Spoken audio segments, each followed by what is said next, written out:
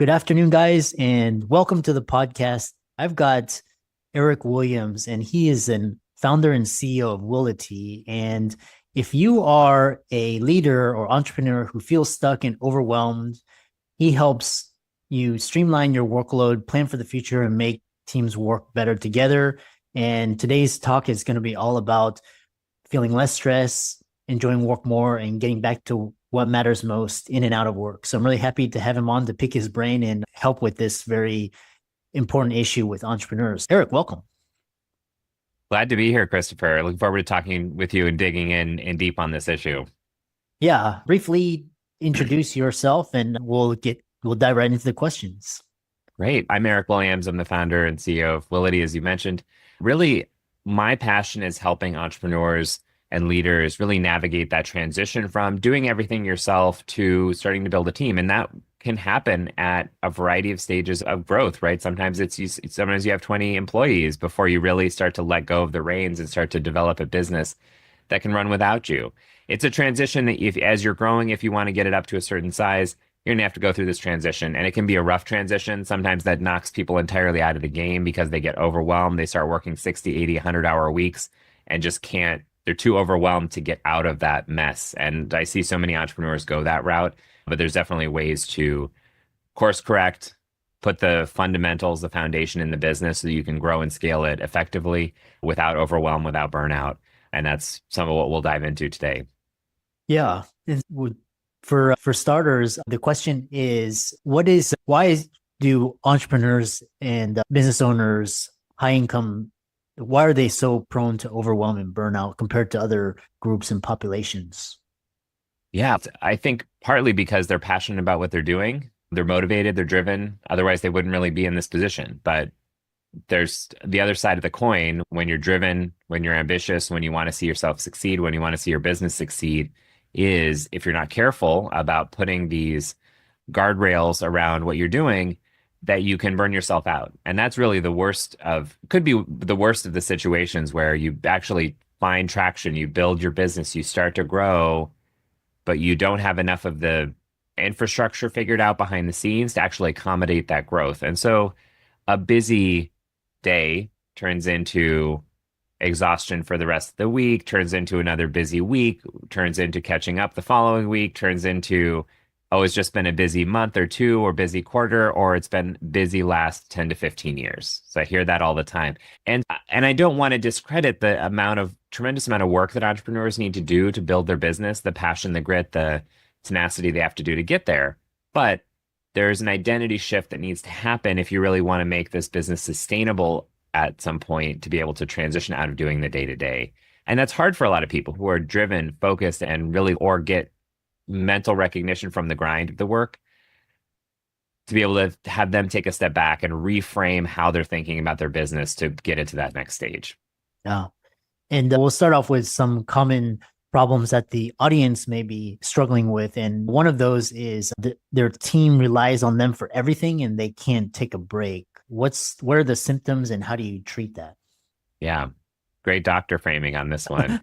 The symptoms, this happens so often, right? It's a great question. Business owners and leaders who are especially experts in the field when they're the subject matter experts and they've built the business up to this point. So they're really the best expert about how the business gets run, a lot of the nitty gritty nuts and bolts of how the business is operating.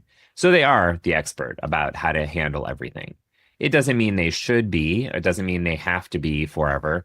But usually one of the symptoms of leaders who need to recognize they need to take a step back and really figure out what their game plan is moving forward is when they're constantly cycling through new hires. People are staying for only a few months, a year. They're not doing the work. There's a disconnect between them the leader being able to delegate the work, perhaps a lot of misunderstandings between the employee and the employer, the business owner. What I find is that a lot of the time entrepreneurs they have the algorithm or the equation in their head.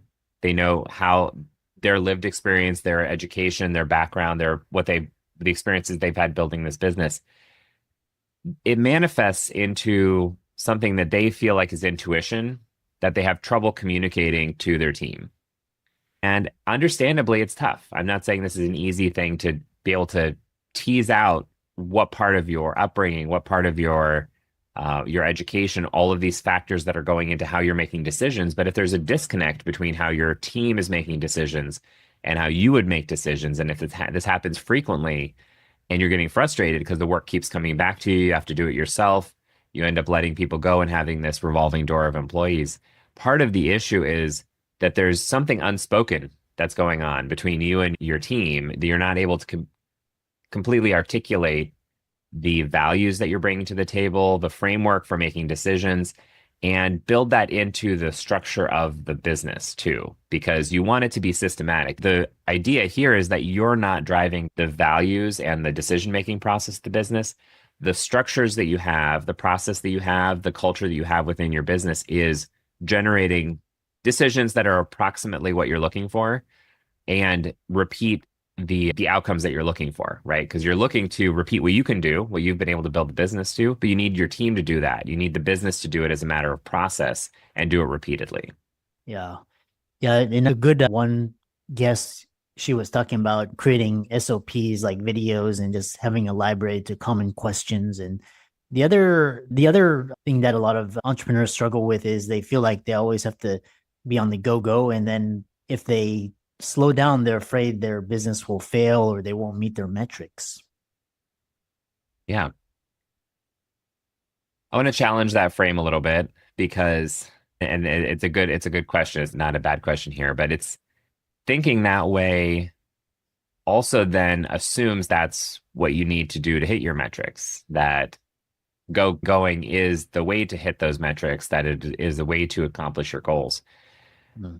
However, if you're constantly in go mode, constantly doing the next thing on the checklist, you're not taking that step back to think more strategically. And as you grow your business, this is to say, when you're starting out early in your business, you need to be doing a lot of the things. You need to be wearing a lot of the hats. You need to be every role in your business. But as it starts to grow, you need to be able to find time for the strategy, make sure you're moving in the right direction, make sure you're capitalizing, you have enough free time to actually grab those opportunities that come your way. Because if you're already working 60, 80, 100 hours a week, your calendar's full plus a lot more. And if there's a bump in the road, right? Maybe it's some regulatory issue or legal issue you need to grapple with. Or it's something that is a new client opportunity that you're trying to bring in. But your schedule is already maxed out. Where do you find the time to do that? So there's things that you miss when your schedule's full of just doing the grinding work, when you're just doing the things that are checking things off the checklist. And so if you don't have time to do that, if there's an emergency, if something happens in your space, in your business, where it's going to knock you out, force you to adjust and adapt to the new situation, if you don't have that mental bandwidth and the time to be able to accommodate those challenges, no one else is going to do it for you. You're the best one to find and solve those leading edge problems and challenges and take advantage of those opportunities. But if you're doing everything that you need to do to keep your business afloat as well, you just don't have it. You don't have enough time to really be able to solve the problems and find the opportunities. You're just going. Yeah. Yeah. So these are the common problems. There's always more. For the audience listening, be sure to check out the links in the show notes. And shifting gears, the question is, when stress and pressure comes, what mindset shifts help entrepreneurs deal with this constant barrage of stress and pressure? Yeah, it can be a downward spiral. This is one of the concepts we've been working with a lot more recently, is when you're working with a downward energy spiral. And this, I don't want this to sound too out of the box, but it's really about your productivity is determined by your focus, your attention, the brain power that you can apply to that problem. And that's real, right? And if you're not sleeping, if you're working 12 hours a day, hitting the bed, getting up and doing it the next day, all of those things just add to this brain fog that you might be experiencing that keeps you trapped in this cycle, right? And so you can get into a cycle where you're constantly trying to catch up. That analogy about a busy week turns into a busy month, turns into a busy year or a busy decade. that's real. And it's because you get trapped in this downward energy spiral where you don't have enough time to breathe. And so you're just trying to keep your head above water. And you could be working at 50% capacity and you don't even know it, right? I don't know if you've ever gone through a push phase and then you finally get some sleep and have a day off and you're just left, the fog clears and you say, oh, wow, I forgot how this felt like to actually to be clear-headed, to think clearly. And that's what happens is when you're deep in it, you don't realize how murky things are because you're in this downward energy spiral, downward energy state. And it can be challenging to work your way out, right? Because we're talking about what feels like emergencies, what feels if I don't do this thing, my business is going to collapse. No one else is going to do it. But if you stay in that spiral, if you stay there, you're going to stay there, right? You're going to be stuck in this downward spiral. And you need to start putting these pins in and start to climb your way out. And some of that involves just doing the tactical stuff, right? We've been talking a lot about the mindset and the approach that entrepreneurs need to have. But at the end of the day, there's a lot of mechanics involved in getting your business streamlined, systematized, automated, incorporating AI or using new tools and doing it effectively, right? But blocking out the time to be able to take those incremental steps where you can, for every hour that you invest, you're saving 2 hours. For every hour you invest, you're saving 10 hours by starting to put those pieces in place and being tactical about how you're moving up that spiral to save you that initial hour or two a week, the 5 hours, 10 hours, 20 hours a week that can really free up your mind and space to start moving ahead and solving those big thorny problems. And on the topic of, because we talk about outsourcing and delegation, and I think it's been a very commonly used phrase, delegate, but what are some practical ways to delegate very specific things that you can do to delegate to free up more of your time?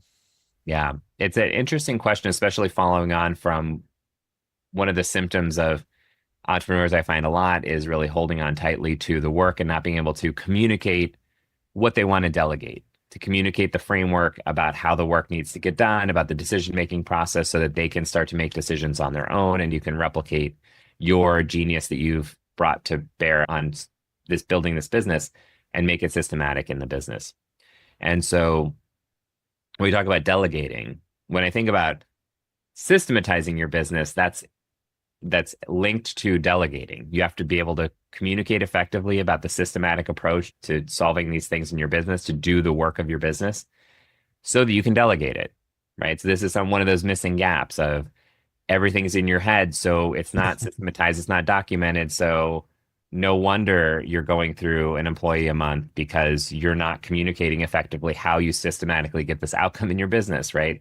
All of these things are intertwined about why delegation's maybe not working, why the work comes back to you constantly and you have to just redo the work. And so you think, why do I even have this person on my team? Why don't I just do it all myself? That's a common thing, a very common thing that I hear people say. So all that is to say about delegating is you want to be smart. You need to do your homework. You need to have enough time in your schedule to be able to think clearly about how this work is getting done, how to systematically approach this problem, how you would approach it, how you would explain it to somebody else to approach it. What are the details you're not thinking about? Gathering all that stuff in the systematization side, and then passing it over to someone so they have a clear roadmap of what to do, where they have autonomy to make their own decision, where they don't, where they need to follow a very prescriptive outline about how to get this outcome, because that's what's going to get the best outcome for the client or the customer, right? You need to give them the framework, the boundaries about where they can work, where they can't, be clear about it, because then you can attract people who understand where their boundaries are. People who are A players want to know what the rules are. They want to know what the rules of the game are. They want it to be fair. They want it to be clear.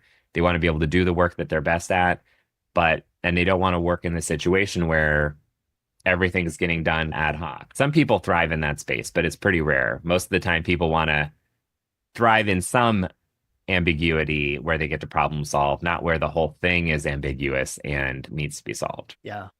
Talk about entrepreneurs struggling to set boundaries with clients, employees, work hours, always like on a phone, or what are some practical tools, tactics, and strategies?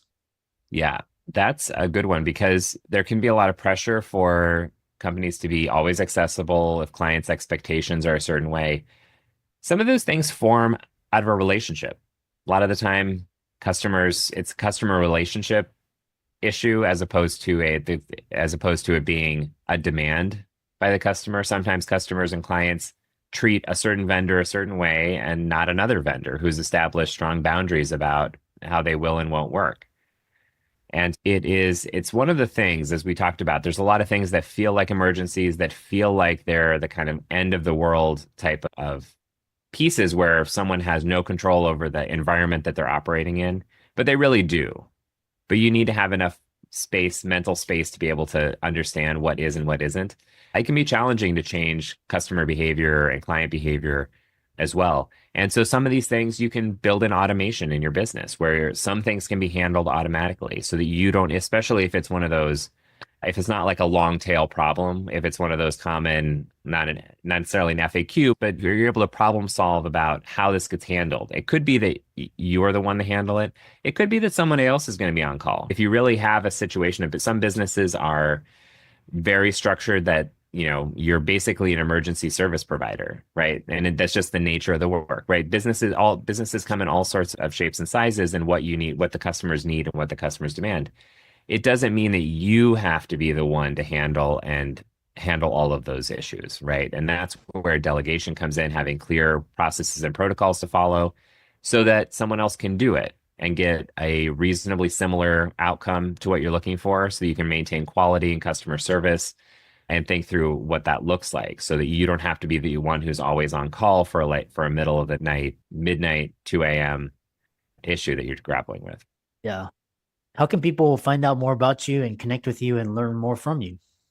Yeah, Christopher, my website's really the best place. And I have a short, for all those busy, overworked, overwhelmed entrepreneurs, a very short webinar masterclass that covers how to streamline and systematize your business, really how to build in automation and develop the leadership skills that you need to move this business from where you are, especially if you're struggling, to being able to put it on autopilot. So that's all at my website, willy.com. And the webinars at willy.com/watch. That's really the best way to connect, watch that, and connect with me if you want to talk more. Yeah, awesome. Really enjoyed this, and keep up the great work. Thanks, Christopher.